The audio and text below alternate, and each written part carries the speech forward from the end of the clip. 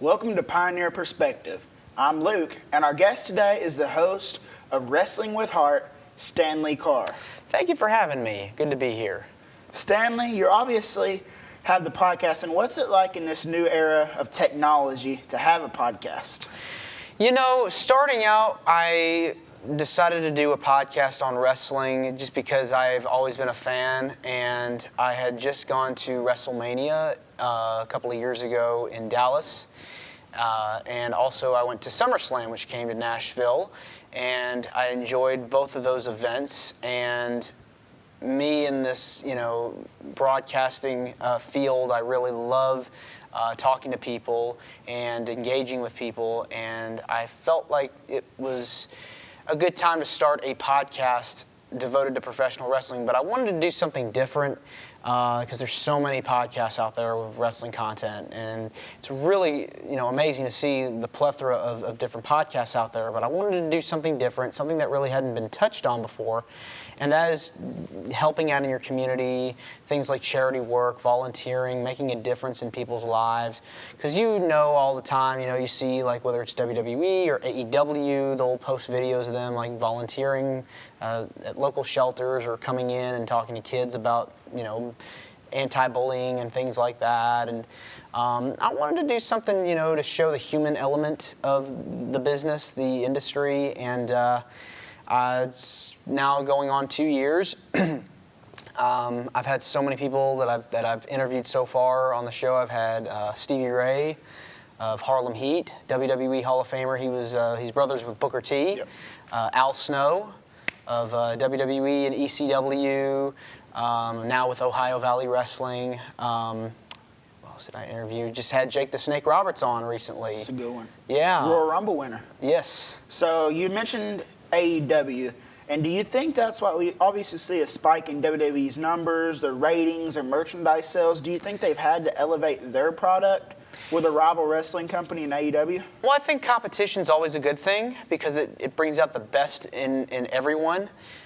So yeah, I think we're in a boom period again. I feel like where wrestling is kind of seen as cool. It's always been popular. Don't get me wrong. Wrestling has always been there. So many people have grown up on it, become fans over the course of time. But I think you're seeing a lot more people now start to really get interested in it, and I think it's an amazing thing. I think having a bunch of different products out is good for the industry and healthy for the industry. Seeing wrestlers jump from company to company, I think helps. And provides alternatives. Who would have thought, a company like AEW would help with that? So I think it's a good thing. Absolutely. You're talking about one of the superstars that's really jumped around. This is before AEW and after is Ric Flair. How much impact on just human culture, pop culture, do you think the Nature Boy's had? I think he's definitely been an influence as far as pop culture, because you've seen, him appear on different commercials, television shows, woo, like everybody's doing the catchphrase and the strut and all that stuff. I believe he appeared in a music video a few years ago, rap video. I'm trying to think who it was. I know exactly what you're talking about. So him being a part of that, I think is Quavo was. Yeah. Him being a part of that, it's all part of that pop culture that you're talking about, being a part of that history and more people knowing about him and what he's done for the business. Definitely, same thing with Hogan. Both guys really, help trailblaze and really take wrestling to new heights. So yeah, I think that's, it's incredible. Yeah, and you mentioned Hogan, Flair, but the one guy that everyone knows is John Cena. And John Cena announced he's going to go on a retirement tour. So, with the You Can't See Me star, who do you hope to see him fight in his retirement tour? And do you hope he sees his record-breaking 17th WWE title? Well, with wrestling, anything can happen. So I think that you can never say never when it comes to another title run. Me personally, I'd like to see that happen. I think that'd be awesome. It'd be really cool to see that. As far as who do I see, you'd ask me who do I hope he wrestles. I'd like to see a few rematches. Randy Orton. Randy Orton would be good. CM Punk would be one.